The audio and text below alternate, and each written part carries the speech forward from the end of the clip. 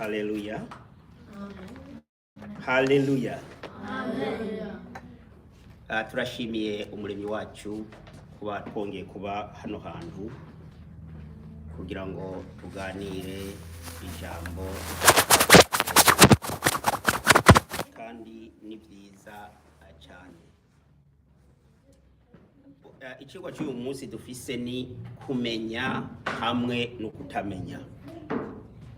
Iyo umuntu amenya ibintu abikora neza kandi abibimenya kandi biba ari iby'ukuri. Iyo bisobanura kumenya rero twabishyira muri rwa rwego abantu bavuga umuhanga ari hejuru abamenya cyane. Abandi bose baramenya mu buryo bw'ubwenge, baramenya ibyo umuntu wese bingana, ariko hari uwo bita ko yamenye cyane ari hejuru, uwo yitwa ko amenya cyane, ariko abantu bose baramenya. Hariho ibintu umuntu amenya bivanye n'ubwenge uhoraho yamuhaye akabibona ko nyine atagiye no kwishure. Ibyo rero ubwo bwenge ndemanwa ni bwiza cyane, buramenya ibintu akagera ku rugero kanaka. N'ibindi wiga wigishijwe n'abandi ukamenya ugatahura. Iyo rero wabimenye neza ugatahura ni byiza, ariko harimo inzira zibiri. Hariho wigishwa ibitari byo ugatahura ibyo. Hariho n'igihe wigishwa iby'ukuri ugatahura ibyo by'ukuri, ukaba witwa ko umenya. Yiga ibitari byo akavuga ati ndamenya, nawe yiga iby'ukuri ukavuga ndamenya. Rero ijambo ry'umunsi uko nababwirirwa ngo kumenya cyake kutamenya, niryo jambo tugomba dusome kandi riduhe ijambo ry'urufatiro. Dusonye mu gitabo cy'ibyakozwe n'intumwa 17 turabona aya majambo Paulo yandikiye intumwa bagenzi we cyangwa abigishwa 17 umurongo wa 29. Haravuga ngo nuko rero ko turi uruvyaro rw'uhoraho, ntidukwiye kwiyumvira yuko uhoraho asa n'izahabu canke ifeza canke amabuye, ivyabajwe n'ubuhinga n'ubwenge bw'abantu. Nuko iyo minsi y'ubutamenya uhoraho yarayirengagije, ariko noneho agera ko abantu bose bari hose bihana. Haleluya. Reka twumve kuko amajambo uvuze ngo kumenya cyane kutamenya. Hano twumvise iri jambo ku murongo wa 29 2:30 ngo uhoraho yarirengagije iminsi yacu yo kutamenya, iminsi y'abantu yo kutamenya irayirengagiza. Ngo ariko icyo uhoraho ashaka ku bantu nuko abantu aho bari hose bihana. N'ikifuzo cyiza uhoraho aronderera abantu biwe kugira ngo bihane. Muri iri jambo hanyegije ibintu byinshi ngo iminsi yo kutamenya, imyaka yo kutamenya uhoraho yarayirengagije. Umuntu ashobora kuba ari mu bintu bitari byiza, umuntu ashobora kuba ari mu bintu bitabereye, ariko uhoraho akamuzigamira ho nyene, akamuzigama gushika aho agera ahantu hakaboneka ugomba kumwigisha ibyiza. Hariho abapfuye bapfiriye muri ivyo nyene, abo nta kundi uhoraho ni wamenya ingene azobakota. Hariho abantu bizerera mu bintu bakavyinjiramo bakabizamiramwo kandi bakavyumva ko ari byo kuko bavyigishijwe, bakabigenderamo uko nyene atakanuna kamwe bahagije, urumva bagatinda bagapfa. Abo none twofita ngo kutamenya kweri, bamenye ivyo nyene bigishijwe n'uwo muntu, barabizirikana. Uhoraho ni wazokota ati mbega vyagenze gute kuri uyu muntu, ariko wowe ukiri muzima jewe nkiri muzima ko yirengagije ubutamenya bwacu tukaba tugihumeka bira bintu twarabigende bitameze neza tukaba turi bazima uyu munsi atwigisha ko dukwiye kumenya ukuri nico ijambo ry'uyu munsi rikorera kwigisha nanje kuranyigisha ivyo wagendeyemo kera hariya ko kiri muzima aravyirengagiza kuriya kutamenya waroyemwo biriya wagiriyemo bitari vyiza yaravyirengagije none uhorahimbazwe cyane ndacashima uracari muzima rabuhindure uje mu rutonde rwiza kuko ijambo ryiwe rivuze ry'umuremyi wacu bivuze ngo agera ashaka ko abantu bose aho bari hose bihana nta kintu ngashima ko data wa twese yama yavuze ati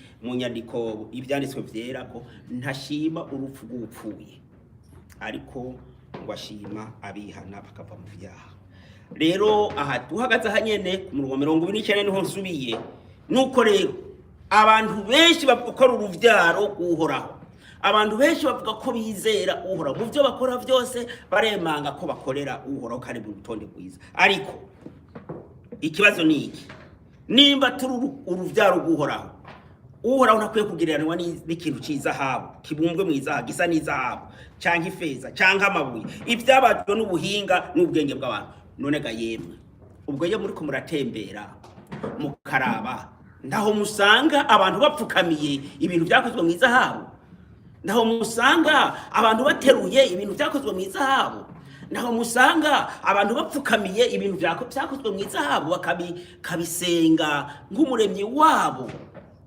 bakabihimbaza nk'umucunguzi wabo ivyo bintu ni murabibona ariko mu nzira bakavuga ngo tururu vyaro guhoraho ariko uhoraho nawe bagaca bamugereranya n'ibintu byabumbwe mu izahabu ibintu vyatengenejwe n'ubwenge bw'abantu n'amaboko y'abantu iki kintu abantu bakiye kucumva abo batwumva abariko barumva ibi bintu mwege muri ngaha mu byumva kandi mubibona umuntu wese yagendeye mu butamenya uhoraho yaramwirengagije yarirengagije ivyiwe ariko hageze uno munsi iyi saha ko umenya ukihana ukava muri biriya bintu niko ijambo ryatubwiye ego niko ijambo ryatubwiye umurongo turaja muri Yesaya 41 Yesaya 41 dukotinge nico gituma dukunda kuvuga tuti kenshi ijambo tubona muri mu isezerano rishasha abantu benshi bagenda bakengera iryo sezerano ryake ariko je nkunda gukotinga ibintu bisa kugira ngo tubone ko iki kintu ari cyo cimuriwe hariya Yesaya rero 41 umurongo 18 hatubwira aya majambo ngo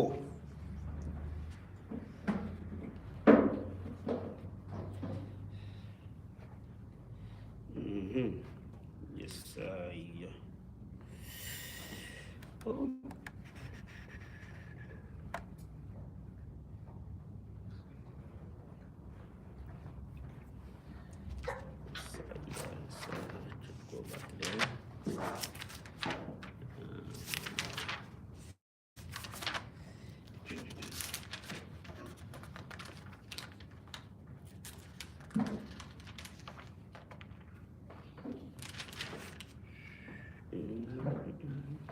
Yesaya 40 umurongo w'41 sorry Yesaya 40:41 niho nako ndahinyuza Yesaya 40:41 musoma aho hantu murabona inkuru zihari reka njeyo nsome namwe mukurikire haravuga ngo ariko ntaragiye navuze nti ngotinga mu isezerano rishasha n'irya kera nkaraba ko ivyo bintu bishusha nico kintu cerekana ko ivyavuye mu isezerano rya kera arivyo vyimuri haruguru dusome muri umurongo none rero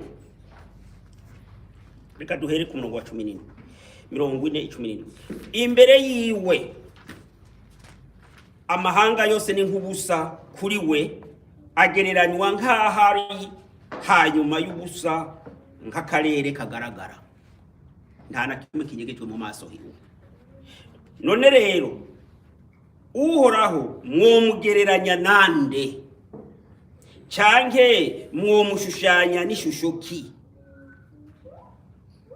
ibigirwa mana umuhinga arakiyaza umucuzi w'izahabu akacomeka kw'izahabu akagicurira imigufu y'ifeza. Ubaye mworo adashoboye ishikanwa ringana rityo, yirongera igiti kitazobora, maze akironderera umukozi w'umuhinga wo kuhagarika ico kigirwamana, ico gisengwa ngo kigume. Turi kumwe? Iyi ni quotation, ni kote dukuye muri isezerano rya kera, bishusha n'iri jambo Pawulo yavuze ryanditse mu gitabo cy'ibyakozwe n'intumwa. None uhora mumugeranya nani? Kandi arababona. Abantu nibavyumve biriya bintu bapfukamira, ibintu umuntu yo bapfukamira by'izahabu byakozwe n'abana b'abantu bakabisenga nk'uko ari byo vyaremye ijuru n'isi. Abo bantu barababona kuko nta nakimwe kinyegejwe mu maso hiwe. Ni nk'ibintu bipfukuye, nta nakimwe gishijwe. Ari mu ijoro ubikorera mu mwijima, wanimvye ikinogo kubaka inzu ukabikorera hariya mu kinogo munsi, arakubona nta namwe hashishijwe. Rero ngo uhoraho mu mugereranya n'iki canke mu mushushanya n'iki? Ibi bintu bashushanya, ibi bintu abantu bapfukamira, ni kibazo kije. Ushobora kuba utabifukamira wewe, ariko abatwumva nabumvira ijambo nimba bapfukamira ibi bintu biri kw'izahabu byakozwe n'abantu birerurwa ku mutwe, ku bitugu, abantu babireke. Ni ya nzira yo kutamenya. Uno munsi uhoraho abahaye akanya kugira ngo bumvire ijambo maze bahinduke, bave muri uku kutamenya, bakurikira ukuri kw'ijambo rya Musumba byose. Ni ukuvuga ubutamenya kuri muzima, kugihema, ni ukuri va muri ubwo butamenya, va muri ubwo buzimire. Ibintu senga byabajwe n'amaboko y'abantu, abahinga babitengeneza, kiguye hase kirameneka, ariko ukagipfukamira, ukacambaza, ukarira n'umwosoro ugatemba, uri kurondera gusaba, kugisaba kigutunganirize, kikugirira imbabazi, wigira imbere uronka amagara meza n'ibindi n'ibindi. Ibi uhoraho yavyise ukutamenya. Ukutamenya. Hari ijambo nkunda gusoma muri Hosea 4:6 riramfasha cyane, ngo abantu banje ngo baranduwe ngo nukubura ubwenge. Urumva, baranduwe nukubura ubwenge, baranduwe nukutamenya. Rero bene data, tuve muri biriya kutamenya kwa kera, muri biriya bikorwa bibi vya kera, ivyo umuntu yagendeye bitameze neza, agaruke mu kuri kwa data wa twese.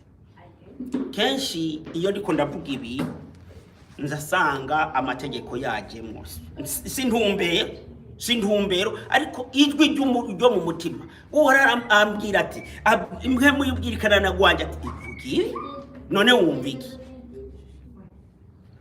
Twigishijwe nabi, amategeko y'uhora bayayaga yankuna cyamaze, ariko ijambo ry'uhora rivuga ngo ko wataye ubwenge, ko wabuze ubwenge, nanjye nzoguta. Ko wataye ibyagezwe byanje, nanjye nzoguta. Urumva, abantu baraboneka ko bariho bamerewe neza, bakibaza ko uhoraho hari kumwe nabo, ariko yarabataye nubwo bari muri ivyo nta bwenge bagira. Niko uhoraho avuze ko bataye ibyagezwe byo. Abantu bose bataye ibyagezwe byo ngo ntibagira ubwenge, n'ijambo ribivuze, si jewe ndabivuze. Kenshi usanga abantu bidodomba, ugasanga baritwarika ngo umuntu avuze ibitari byo arabagoye, ariko ukuri kwamara ukuri. Tujye mu gitabo cy'ibyakozwe n'intumwa aho twari nyene, reka dusubireyo twumve. Amutyo cyo tuni byakozwe n'intumwa 17 umurongo wa 16 nawe turayo kugera 17 hahandi nyene muri cya gice. Kuri kurashobora kuba kuri uruhande rumwe umunsi, haravuga ngo Paulo yigisha muri Atenayi 16. Ariko Paulo akibarindiriye muri Atenayi, umutima wiwe utundurira muri we, abonye ingene ico gisagara cyuzuye ibigirwamana. Nuko aharirira n'abayuda n'abubaha uhoraho mu isinagoge mu kaguriro, iminsi yose aharira n'abamusangaho. Haleluya, haleluya. Hano nguko uyu munsi nanjye numva umutima utunduye, umutima wanje uratunduye kubona abantu dufise ubwenge, abantu babona, abantu bafise gutahura, abantu bahawe ubwenge butandukanye n'ubw'ibikoko bakemera gufukamira ibintu byabajwe n'intoki z'abantu, ibintu byabumbwe mu ibumba, ibintu byabajwe mu giti, abantu bakemera bakabifukamira kweri kabisa. Nanje bintuntuje mu mutima, nabivuze kenshi n'ubu nkomeza ndabivuga, ndatunduye mu mutima. Mwabantu mwe, umuntu wese yoba yumva ko agifukamira icyo kintu cyabajwe n'intoki z'umuntu, cyabajwe mu izahabu, gisa neza ukungana iki, kiyagaya gukungana iki, kibereye kungana iki, nikigirwa mana, nigisengwa, cyacuzwe n'abana b'abantu. Yesaya atubwiye ati uhoraho none mu mugereranya niki, ko atahanyegejwe, aho ikintu cyose kiri ni nguko kigaragara mu maso hiwe. Oya ntuvyumvije ko biteye isoni. Ibintu birateye isoni. Ntunguye mu mutima nkuko Paulo yatunguye mu mutima. Rero nuko aharira n'abayuda bubaha Imana mu isinagoge no mu kaguriro iminsi yose aharira n'abamusanga. Umviriza ngo Paulo yaharira n'abayuda bavuga ko bubaha Imana. Urumva uyu munsi abo duharira nabo tubabwira ubutumwa bwiza nabavuga ko bubaha Imana seko nkuko abo bayuda nyene bavuga ngo bubaha Imana, ariko Paulo asanze ibyo bakora, ibyo barimo, ibyo bizera sivyo, maze rero muri sinagoga kabahariza ati ibi bintu murimo, ibi bintu sivyo na gatoya, ukuri nuko. Nanje uyu munsi ndiko mbwira abantu ibi bintu barimo sivyo, ukuri nuko turiko turababwira. Umuntu wese ataye ivyageze by'uhoraho yataye ubwenge, muzokumva musiguranje biguma bigaruka, wanka wemera uzosanga vyajemo. Umuntu yataye ivyageze by'uhoraho yataye ubwenge. Iyo nsomye muri Zaburi ya mbere irambarira ngo umuntu wese ngo arimbura ivyageze ku murango no mu ijoro, ngo azomera nk'igiti gitewe hafi y'umugezi, ngo kitazigera ciganyira mu gihe cy'uruzuba, kandi ngo icazokora cyose kizomubera gute kuno, kizomubera gute kuno. Abisirayeli ingorane bari bafise yabategeka kwitondera amategeko yiwe, ariko bakayanga, bagaca bagira ibibazo. Nimba baragize ibibazo ko base kwitondera amategeko yiwe, twege ni kubera iki tutogira ibibazo twase kwitondera amategeko ya data wa twese? Hajya niho cyugariye, niho hugaye byose. Umuntu agendera mu mategeko ya data wa twese n'umugororotsi. Umuntu agendera mu mategeko ya data wa twese akayubahiriza akayagenderamo n'umugororotsi. Ntawo mupinga ngo we ntugororotse, n'umugororotsi. None rero Paulo rero atunturira mu mutima aravuga ati reka aba bantu ndabigishe, akabahaririza. Urumva harimo guharira, kuko ntibamwemereza mubwira ngo baharirira mu masinagoge b'abayuda bubaha Imana. Yaja mu kaguriro agaharira, ariko uno munsi ndiko ndabwira abantu turiko turaharira ivy'agakiza, ivy'amajambo y'uhoraho bavuga ngo kirazira guharira mu vy'Imana, ngo bizana impari z'ubupfu zambara. Hariho byanditse hariya mu gitabo cy'intambara mu Baroma, ngo izo ni impari ngo z'ubusa ngo zizana ibinabiri. Ariko hano Paulo nawe yaharira n'abayuda bavuga ko bubaha Imana no mu kaguriro. Uyu munsi abo duharira, abo tuvuga tuti ibintu mugenderamo si nabavuga ko bubaha uhoraho, niko bavuga. Rero urabahaririza urabwira uti ibi sivyo, nabo bakagabagaza bagapinga. Turaza kumva umuti wabo igituma bagabagaza bagapinga. Nimba umuntu yo kubwira ukuri ukagabagaza ntukumvirize, kumvirize uvugutisha ndaza kugukorera akazi canke nzo gukorera akazi, nitonde ndabe ibintu uri kurambira ko ari byo. Uyo muntu ravuga gutyo abafise umutima kabagatrika akumva ati muri ayo majambo y'umuntu yavuze harimo kuri pe, reka rero ndindire numvirize icyo avuga hanyuma nanze kubikorera akazi badaye. 18 na 19 ho nyine haravuga ngo maze bamwe mu banyabwenge bitwa abapikureyo n'abandi bitwa abasitoyiko n'abandi bitwa abasitoyiko bahura nawe. Bamwe muri bo barabazanya bati mbega uyu adedemba agomba kuvuga iki?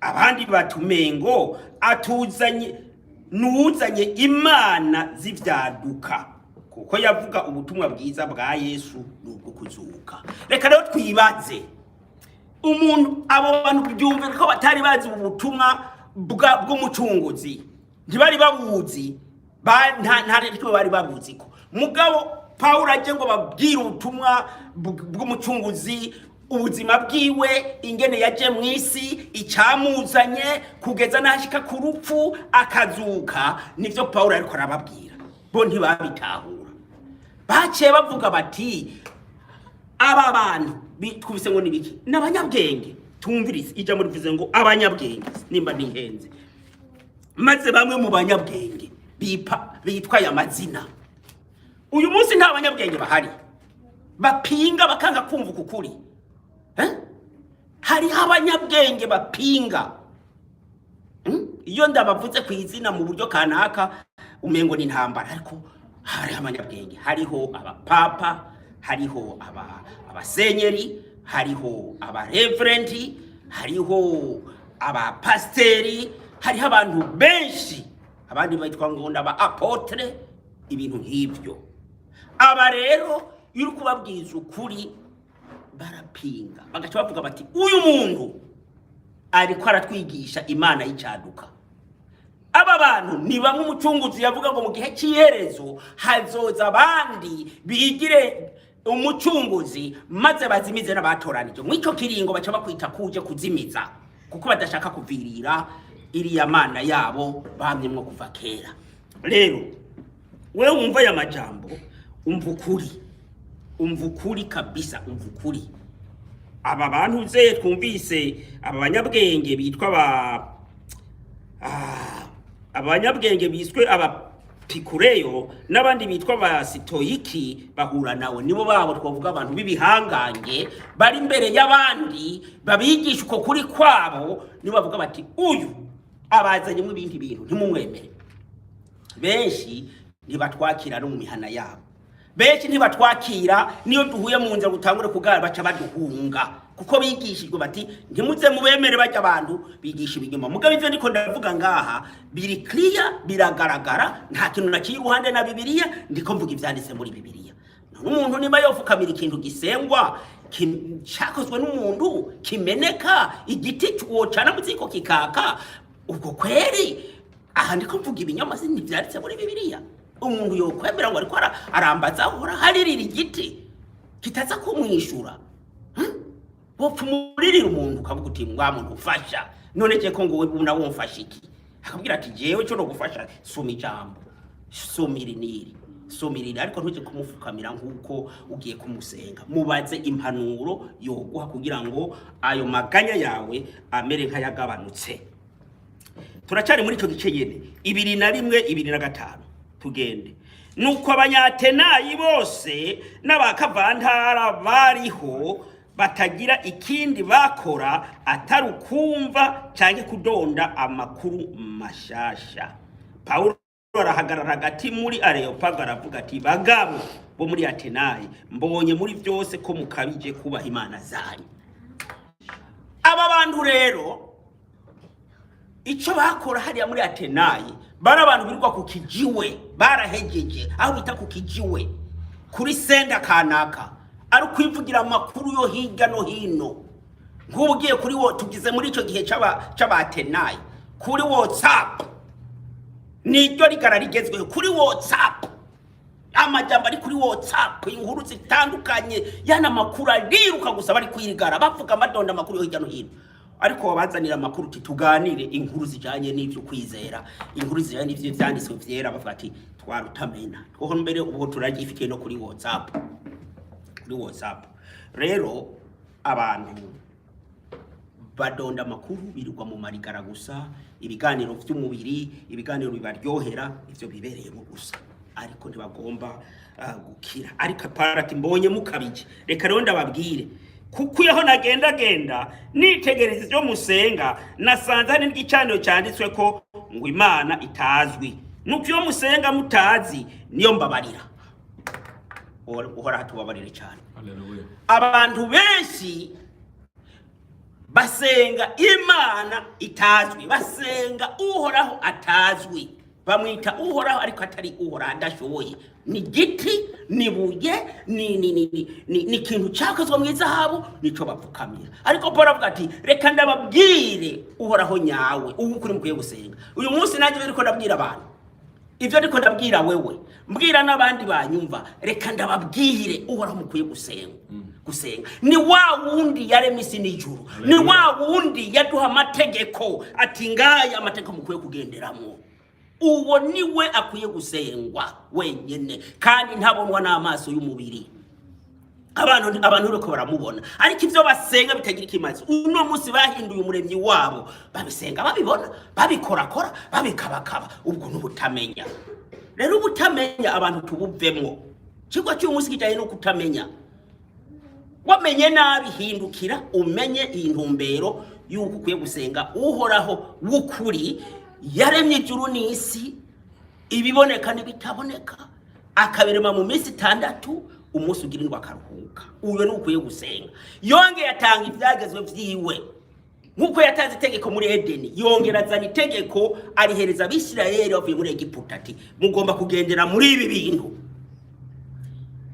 nugendera muri ivyo bintu yashigeze aya mategeko yadushinze ukamwubaha nk'umuremyi wawe yaremye ijuru n'isi apana igiti kuko umuremyi wacu tumwemera mu kwizera mu buryo bwo kwizera mu buryo bwo kumva ko ashoboye ari we muremyi w'ijuru n'isi kuko nta wundi yashoboye gushiraho ibintu niwe wenyene yabishizeho iyo uvyumva rero ni ngombwa uvyizere muri ubwo buryo uravye mu bahizi mu baheburayo haraboneka abahizi babaye abahizi mu kwizera bizeye ibintu kanaka ko kwizera no kwizera ibintu bitaboneka ko ari ivy'ukuri rero kukuri kurahari uhoraho ukuri yatanze amategeko ku musozi Sinai ayahereza Mose ngo yashikirize abantu biwe n'umuremyi wacu yaremye ijuru n'isi mu minsi 6 umunsi ugirindwa akaruhuka rero abantu buhoraho muri ko mumviza ya makuru turi kumwe ngaha n'abandi bariko baratwumviriza hirya no hino muhindukire muve mu gutamenya kugira ngo mukurikire umuremyi wanyu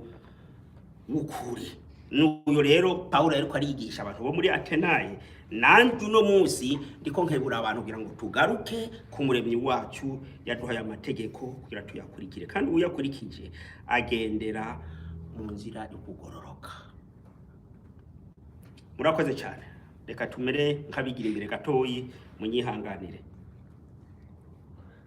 keshi sinteba kuko iyo ntebeje ntimwumva neza aya majambo yazirikane ku mutima ukumenya no kutamenya kumenya no kutamenya hariho abayize ibintu bavyiga mu buryo bwo kutamenya bigisha bitari byo hari nabize biga ivy'ukuri rero ivyo byo kutamenya uyu munsi kuri muzima umva ukuri aya majambo ndiko ndakubwira uyumve uyakorera akazi ni wayumva cyangwa ukayabona cyangwa ukambona ndiko ndabivuga nukuri ufata akanya wige ko wibaze ni kubera iki mfukamira ibi bintu byabajwe n'amaboko y'abantu ni kubera iki mbona biyagayaga ni kubera iki tubiterura tukavyimura tukabijana hajya umuyaga woza ugahura bikagwa vyubamye ariko tukabiririra imbere nk'uri ko araririra umuremyi w'ijuru n'isi mbega biratwumva birumva ntibigira amaso ntibigira amazuru ngo bimotegwe ntibigira umunwa ngo birye ni ibintu vyikibuye gusa biri ngaho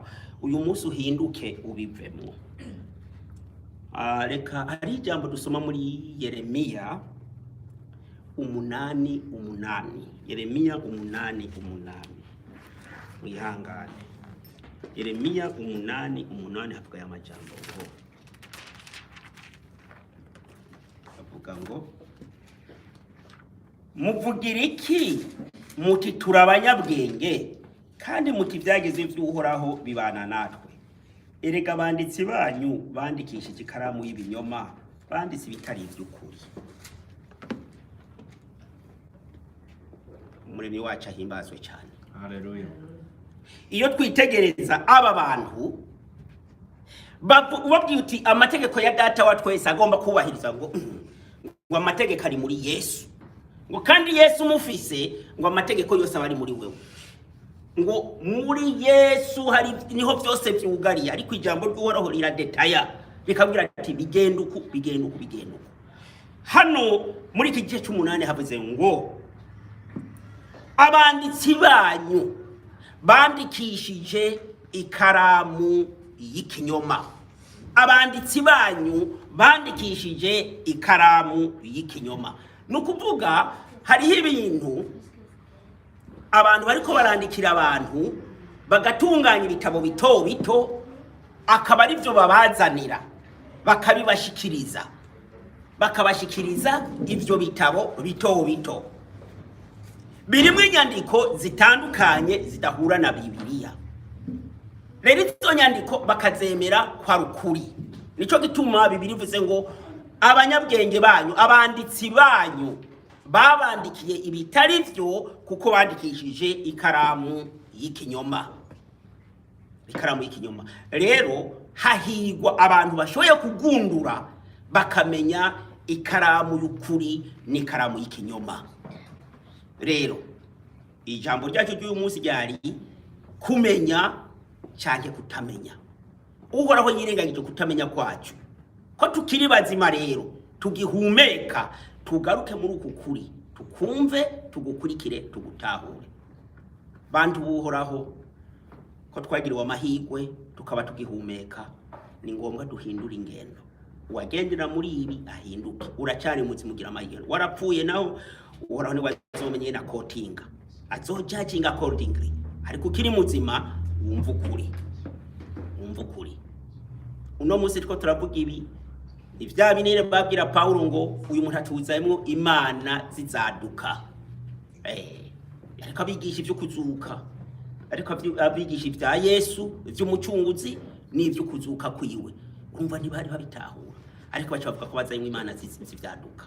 Uyu munsi niko biri iyo twigisha abantu ukuri tukabereka tuti musubire ku mategeko ya data wa twese. Umuntu wese agendera mu mategeko ya data wese n'umugororotsi azokwirinda kubesha, azokwirinda kwiba, azokwirinda kwica, azokwirinda kwica isabato, azokwirinda gusenga ibisengo bigirwamana, azokwirinda kuba afise yindi mana yisangije, kandi azopfa kuvuga izina ry'Uhoraho kuby'ubusabusa, ntazogira n'itama ry'imwe, azokumva nyene ari fresh.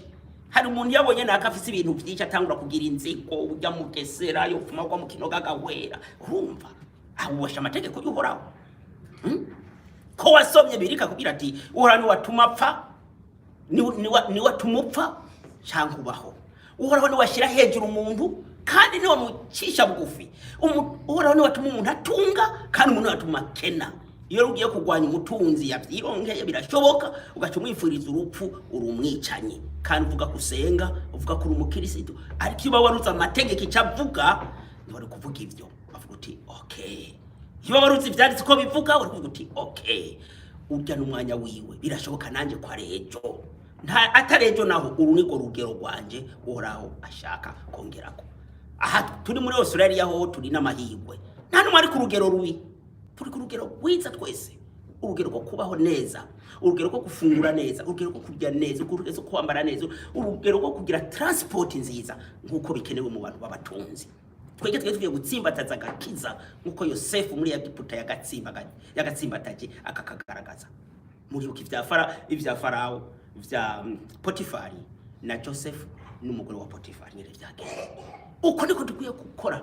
Tubwire Uhoraho kuti dukwiye kwiyanduza data ko baduhaye bikwiye byose, ariko duhana amategeko ngo aturinde. Dukwiye kurinda guca inyuma y'amategeko yawe ngo dukore ibigushavuza. Waraduhaye kunezerwa no kubaho neza.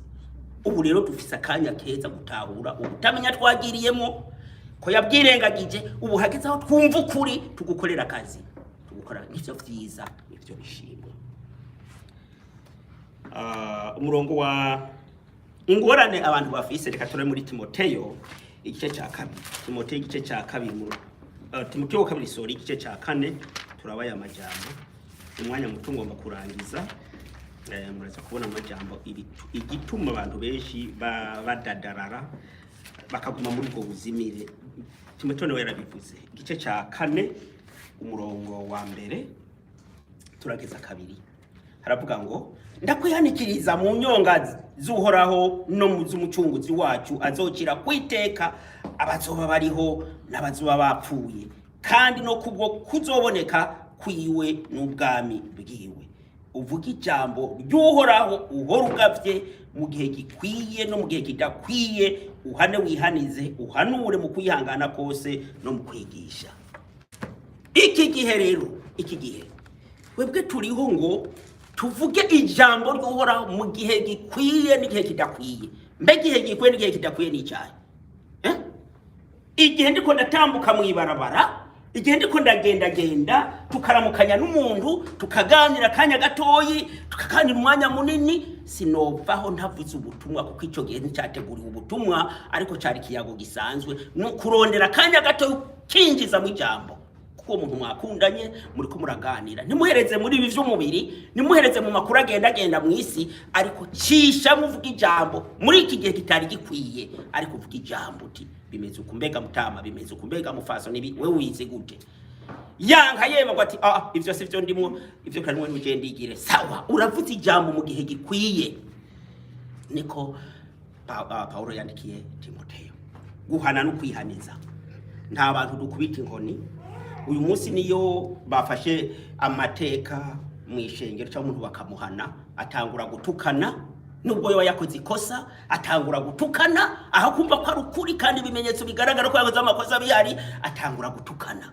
Byaba byiza uciye bugufi kwijambo ry'uhorera guhana. Hano hanze ngo uzuhane, wihanize. Guhana so gukubita barubwira bati mugenzi, wewe rero turaguhagaritse gatoyi muri ibi nibi, wari imbere wakora ibi, wari umwizera mwiza tuzi, ariko ibyakozwe nawe biteye isoni, reka tukurindiza akanya gatoyi turabe ko wo kwisubirako ibintu nk'ibyo. Mbere ndahavuye ngo ndigiriye ngo ishengero ryanyu ngo pastor ametse kumwe asokuba ijambo vyinshi by'umurengera. Kubera iki iri jambo yo kuvuga ngo umuhane wihanize, kandi umuhanuze arahanura, umuntu arahanura, ushobora guhana umuntu utabanje kumuhanura, ushobora guhana umuntu utabanje kumuhanura. Harawumva ibintu ukamuhanura ukamwicarika, ukavyumva bwa kabiri ukamuhura, ariko bwa gatatu bica bigera gute ucumuhana. Rero Paulo rero yandikira Timoteyo ibintu nk'ibyo. Umurongo wa 3 ngo kuko igihe kizoza batazokumva ukwigisha kuzima, ariko ko amatwi abarya yifuza kumva ibibanezereza, bazokwirundaniriza abigisha bahuye no kwifuza kwabo, kandi bazokwiziba amatwi ngo ntibumve ukuri, bazozimira bakurikire imigani y'ibinyoma.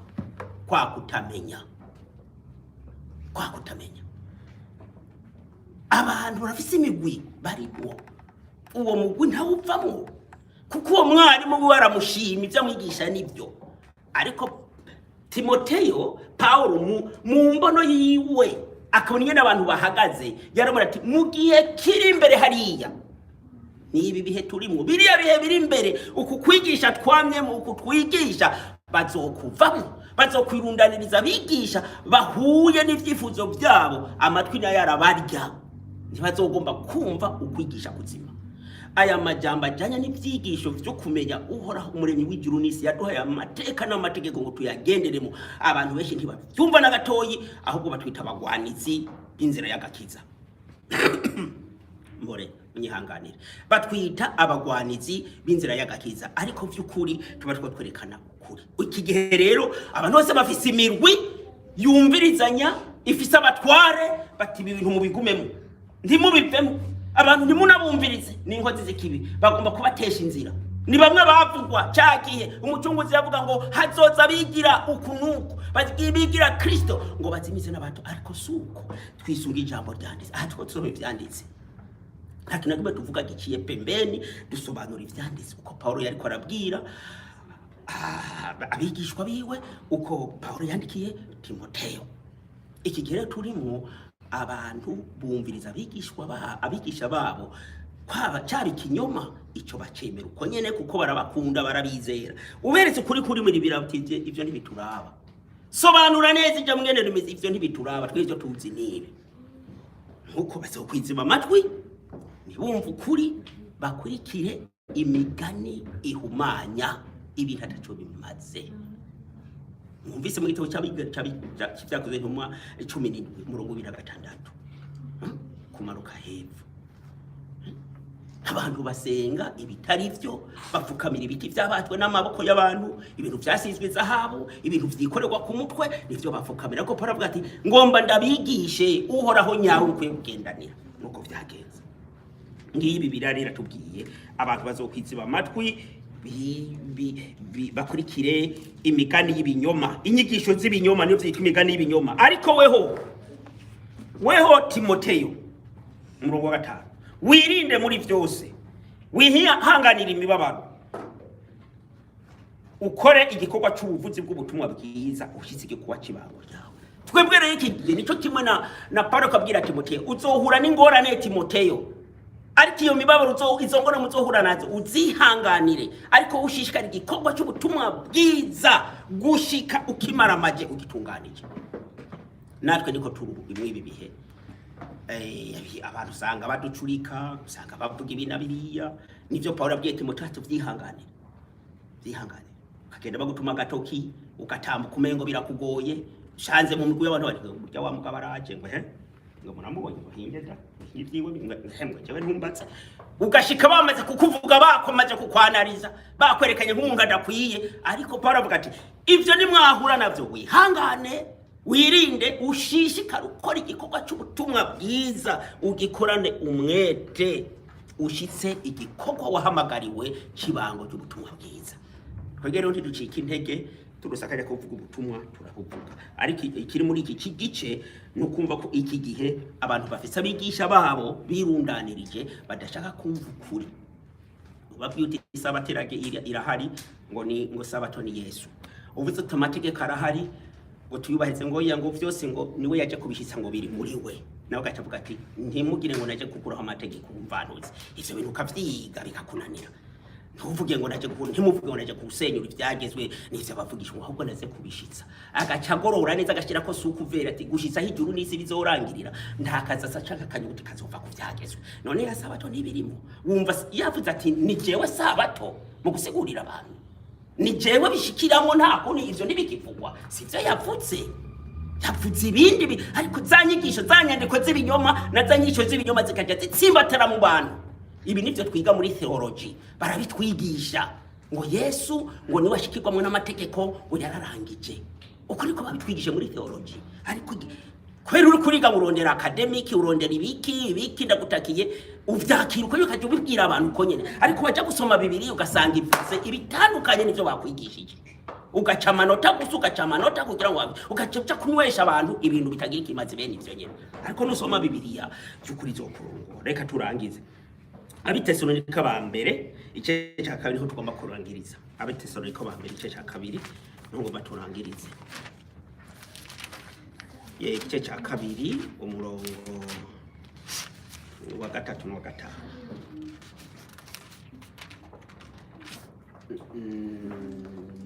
Igice cya umurongo w'icenda no wa 12. Aravuze aya majambo ngo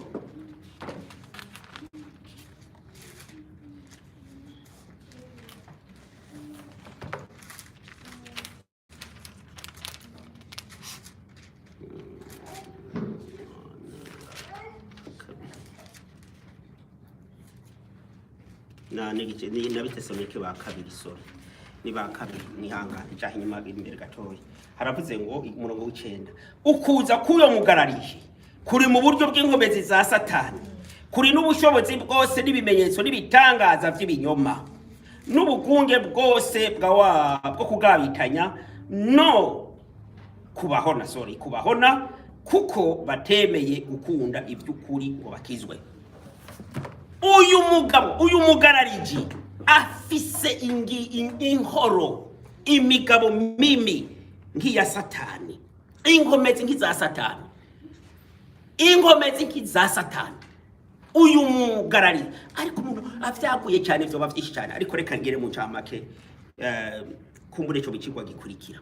Umuntu akubwiye ngo umugarariji afise inkomezi nk'iza Satani, ntawe womenya, nta no gutahura. Ariko ndakwibibanga rimwe, igihe umucunguzi yavuka hariya mu byashuye Yohana yavuga ngo gihagarara, ngo cya gisato ngo gihagarara imbere y'umugore agomba abyare, kugira ngo umugore niyavyara umwana kice kirotsa uwo mwana.